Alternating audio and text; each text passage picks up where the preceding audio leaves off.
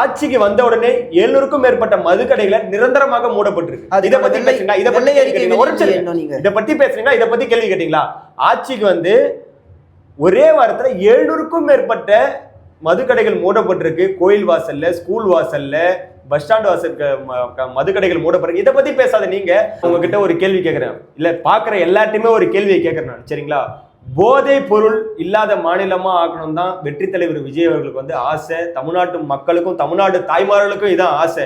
அதாவது வந்து கடந்த ஆட்சியில வந்து கள்ளச்சந்தையில் மது விற்பனை ஏராளமாக நடந்தது. இந்த ஆட்சியில நம்ம நடக்கிற டிவிக்கு ஆட்சியில எங்கேயாவது ஒரு இடத்துல, சரிங்களா, ஏதாவது ஒரு இடத்துல கள்ளச்சந்தையில் மது விற்பனை செய்கிறார் அப்படின்னு ஏதாவது ஒரு சமூக வலைதளமா ஒரு வீடியோ பார்த்திருக்கீங்களா? ஏதாவது ஒரு காணொலியை பார்த்திருக்கீங்களா? இருங்க அப்படின்னா கேரளாவில் பூர்ண மது விலக்கு, அந்த மதுவில் வர எக்கனாமிக்கை வச்சுட்டு அவங்க கவர்மெண்ட் ரன் பண்ணலை. இங்கே ஏங்க அதை மாரி பண்ண முடியலை? ஏன்னா கேரளா மாரி சிஸ்டம் வந்து இங்கே கொண்டு வரலாமா? 711 கடை மூணு நீங்கள் நிரந்தரமாகவே பூர்ண மது விலக்குன்னு சொல்லி அதற்கான முதற்படி தான் அந்த 710 மதுக்கடைகள். முதற்படி எடுத்த உடனே, புரியுதுங்களா? எடுத்த உடனே குழந்தை பிறந்த உடனே எழுந்து நடக்குமா அப்படின்னு கேட்டால் சாத்தியக்கூறு இல்லை. அதே மாதிரி தான் படிப்படியாக நிரந்தரமாக நம்ம ஆட்சியில் மூடப்படும். வெற்றி தலைவர் விஜய் அவர்களின் உத்தரவின் பேரில் படிப்படியாக தான் நடக்கும். எடுத்த உடனே நடந்துருமா? இதெல்லாம் திமுக ஆட்சியில் கேட்க வேண்டியதானே, அதிமுக ஆட்சியில் கேட்க வேண்டியதானே. 75 ஆலமர கட்சின்றாங்களே, அவங்க கிட்ட கேட்க வேண்டியதானே. ஆட்சிக்கு வந்து 56 நாள் தான் ஆகியிருக்கு, அதுக்குள்ள 700க்கும் மேற்பட்ட கடைகளை மூடி இருக்காங்க. இதை பத்தி பெருமையா பேசுங்க. இதுக்கான வெள்ளை அறிக்கை இன்னும் அவங்க வெளியிட கண்டிப்பா வெளியிடுவாங்க. நிதி அறிக்கையும் சரி, வெள்ளை அறிக்கையும் வெளியிடுவதற்கு முன்னாகவே, வெளியிடும் தேதி அறிவிக்கப்படுவதற்கு முன்னதாகவே திமுக முன்னாள் அமைச்சர்கள் 2 பேரு இன்னமும் தலைமறைவா இருக்காங்க. திரு ஏவா வேலு அவர்களுக்கு வந்து 2 மருத்துவமனை வந்து தமிழ்நாட்டில் இருக்கு. இங்க பார்க்காத உயர் சிகிச்சையா சிங்கப்பூர்ல பாக்குறாங்க. இவ்வளவு ஜென்சிக்கிட்டு இவ்வளவு போராட மாட்டாங்களே, நாங்க எல்லாம் பெயில வந்துட்டோம் அப்படின்னு சொல்லிட்டு ஏன் செந்தில் பாலாஜி அவர்களும் அவர் தம்பியும் ஏன் 5 நாளா தலைமறைவா இருக்காங்க? இதை பத்தி ஏன் யாரும் பேச மாட்டீங்க? இதை பத்தி ஏன் யாரும் கேட்க மாட்டீங்க? இதெல்லாம் கேட்டா உங்களுக்கு பயமா?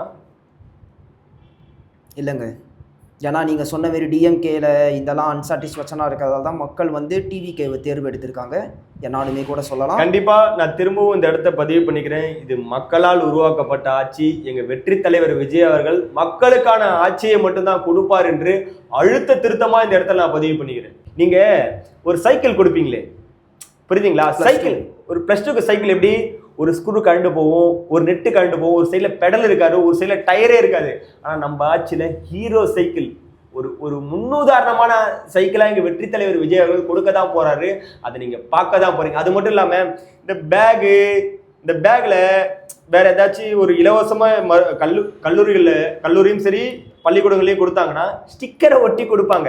அதை எத்தனார் வச்சு பள்ளி மாணவர்கள் வந்து அழைப்பாங்க. ஆனால் நம்ம ஆட்சியில் வந்து ஸ்டிக்கரை ஒட்டி பேக்கை கொடுத்தாங்களா? சொல்லுங்க, ஸ்டிக்கரை ஒட்டி பேக்கை கொடுத்தாங்களா? இதுவே ஒரு மாற்றத்துக்கான அரசியலாக நீங்கள் பார்க்கலாம்.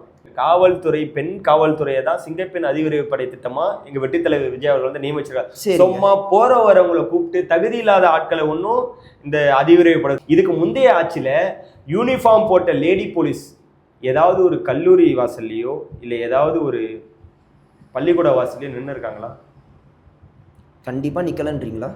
நான் நிக்கலன்னு சொல்ல, நிரந்தரமா நின்று இருக்காங்களான்னு கேட்டேன். ஆனால் இப்போது நீங்கள் இந்த ரோட்டில், இந்த வில்லிவாக்கம் ரோட்லேயே போயிட்டு பாருங்கள், இந்த வில்லிவாக்கம் சரௌண்டிங் ஃபுல்லாக போயிட்டு பாருங்கள், சிங்கப்பெண் பேட்ஜ் அணிந்த யூனிஃபார்மோட பல இடங்களில் பல பள்ளிகளில் அவங்க நின்றுட்டு தான் இருக்காங்க. ஸ்கூல் விடும்போதும் சரி, வரும்போதும் சரி நின்றுக்கிட்டு தான் இருக்காங்க.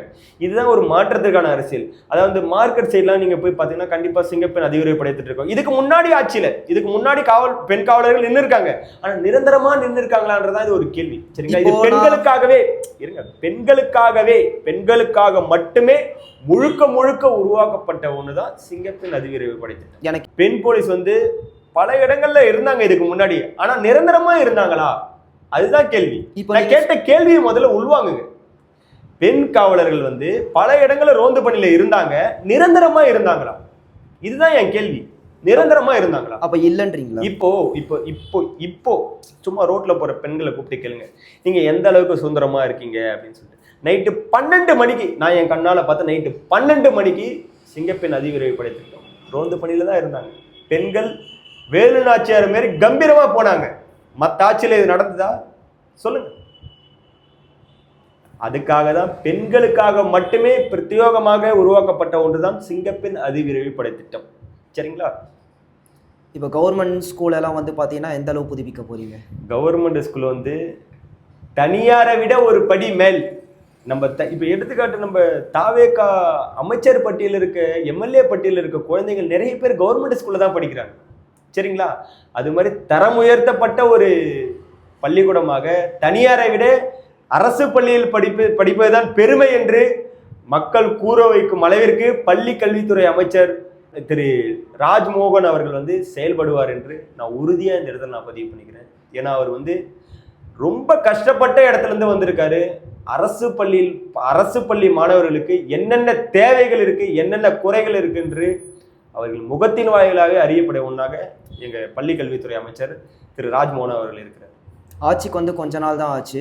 பெரம்பூர்ல ஒரு போராட்டமே நடத்தினாங்க. என்ன போராட்டம் நடத்துறாங்க பெரம்பூர்ல? எலக்ட்ரிசிட்டி கட் பண்றாங்க. என்ன எலக்ட்ரிசிட்டி நடக்கிறாங்க? ஏங்க நீங்க ஒரு நெறியாளரா நீங்க ஒரு கேள்வி கேட்டீங்கன்னா, நீங்க உங்க சேனல்லே போயிட்டு பாத்தீங்கன்னா பல இடங்கள்ல பீஸ் கேரட் திருடு போயிருக்கீங்க. பல இடங்கள்ல காஞ்சிபுரத்துல போராட்டம் பண்ணல. பல இடங்கள்ல பீஸ் கேரட் திருடு போயிருக்கு. அதை கைது செய்யப்பட்டவர்கள் வந்து திமுகவில் இருக்கவங்களா தான் இருக்காங்க.